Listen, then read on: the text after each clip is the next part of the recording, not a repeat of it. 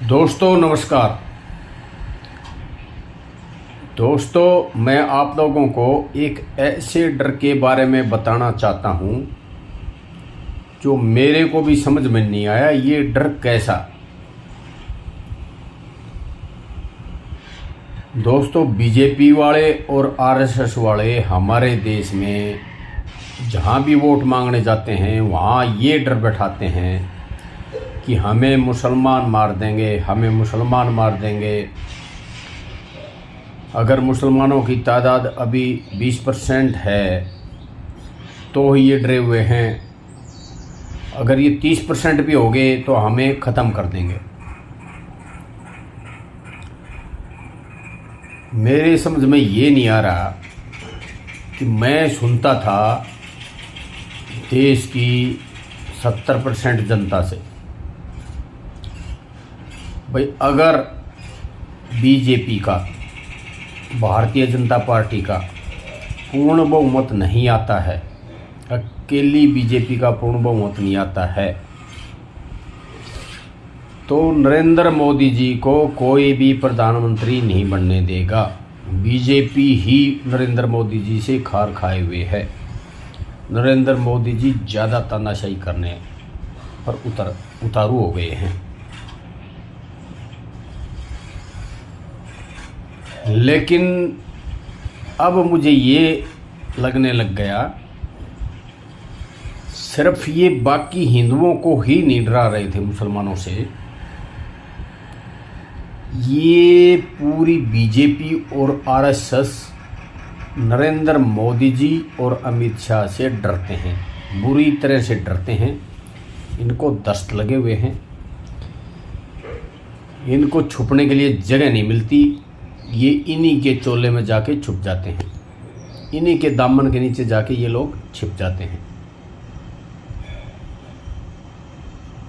हमारे देश में सरकार बनाने के लिए 272 सीटें ज़रूरी हैं, क्योंकि 543 पे इलेक्शन, तो वो बहुमत के लिए 272 सीटें ज़रूरी हैं।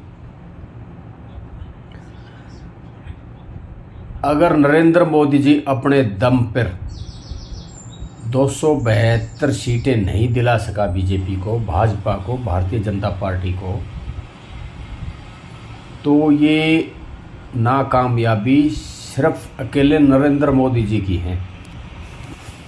क्योंकि आप लोगों ने वो वीडियो ज़रूर देखा होगा जिसमें नरेंद्र मोदी जी संसद में ये बोलते हैं कि एक अकेला, एक अकेला, एक अकेला सब पर भारी। आज उस अकेले की ऐसी बुरी गत कर दी है इस देश की जनता ने, क्योंकि इस देश की जनता को नरेंद्र मोदी जी ने कुछ भी नहीं दिया। सिर्फ इस देश की जनता से पैसा लूट करके, इस देश की जनता को लाइन में लगा करके और पैसा लूट करके अंबानी और अडानी या और कोई उसका एक आधा खास मित्र होगा उसको दिए हैं। इस बात में रत्ती भर भी झूठ नहीं। हमारे देश में जिस दिन 4 जून को गिनती होनी थी, उससे पहले भी नरेंद्र मोदी जी ने ये बोल के जनता को बताया कि अभी हमारा जो व्यापार का ग्रोथ है वो बढ़ने वाला है, हमारे शेयर उछलेंगे। तो उससे काफ़ी जनता ने पैसे लगाए। इसमें भी नरेंद्र मोदी जी की साजिश थी। और उसके बाद इन लोगों ने वो उछलते ही अपने पैसे निकाल लिए और 30 लाख करोड़ का नुकसान हो गया पूरे देश में। तो मेरा कहने का मतलब यही है, अपने भारत देश की जनता को, अपने देश की जनता को यही बताने का मतलब है मेरा, यही समझाने का मेरा मकसद है, नरेंद्र मोदी जी और अमित शाह से पूरी बीजेपी और आरएसएस डरे हुए हैं। और उसी डर को ये भारत के बाकी जनता के अंदर घसोना चाहते हैं, बाकी जनता को डराना चाहते हैं। उसी डर से मुसलमानों को भी डराना चाहते हैं कि हिंदुओं को हम एक कर रहे हैं, हिंदुओं को भी डराना चाहते हैं कि मुसलमान हमें मार देंगे, हमें मार देंगे। मैं ये कहना चाह रहा हूँ, मुसलमान हो या हिंदू,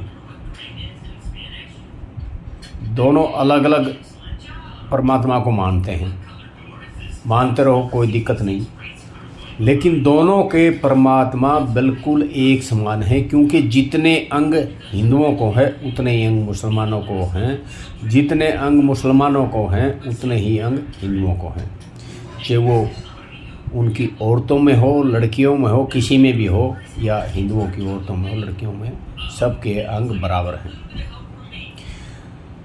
तो इन दो लोगों का डर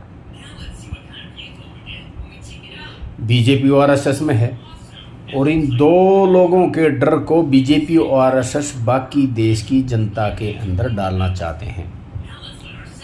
मेरी रिक्वेस्ट है, आप लोगों ने निर्णय है, जो भी नेता या पार्टी या दल जो भी हमारा भला करना चाहता हो, हमारे पैसे को हमारे ही विकास के लिए लगाना चाहता हो, हमें अपना मत उसको देना चाहिए। अगर हम मत देने वाले दिन डर गए, अपना मत सही समय पर और सही पार्टी को, सही कैंडिडेट को नहीं दिया, तो ये समझ लो हम 5 साल के लिए मर गए। इसलिए ये चुनाव ख़त्म हो गया, तो ये नहीं कि ये चुनाव ख़त्म हो गया तो सभी चुनाव ख़त्म हो गए। चुनाव आते रहेंगे, अपने समय पर चुनाव आते रहेंगे। अगर बीच में सरकार गिर गई तो ऐसे में भी चुनाव आ सकते हैं। तो हमने अपने मत का बिना डर के सही इस्तेमाल करना चाहिए। तो दोस्तों, मैं अपनी तरफ से आप लोगों को जितना बताना चाह रहा था इस वीडियो में मैंने बता दिया। अगर आप लोगों ने मेरी अगली वीडियो देखनी है तो कृपा करके इस चैनल को सब्सक्राइब करें, और वीडियो पसंद आई हो तो कृपा करके वीडियो को लाइक करें, वीडियो पर कमेंट करें, और ना भी पसंद आई हो तो कोई बात नहीं, डिसलाइक कर दें, और जैसी वीडियो आपको ख़राब लगी हो वैसा कमेंट कर दें।